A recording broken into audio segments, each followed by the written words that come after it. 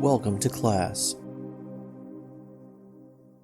This is a Getting Started series on Scribus, delivered in a modular format so that you can jump to whatever functionality or feature that interests you.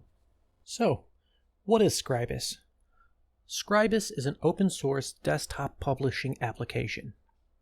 It was first used almost exclusively for print publications such as newspapers, books, and business cards.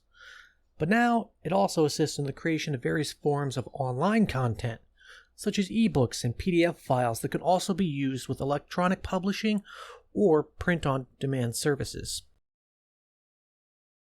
What is the difference between a desktop publishing application and a word processing application? The short answer is that word processing applications like Microsoft Word are used for creating and manipulating text content that is modified to fit the page during the print process.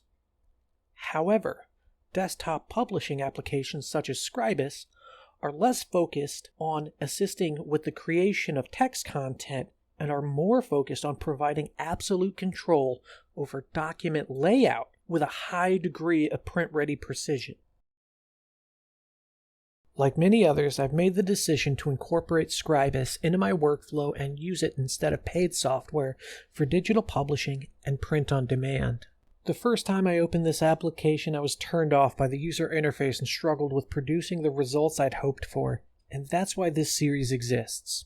Following along in this series should greatly assist in reducing the learning curve if you're picking up Scribus for the first time or just need a refresher.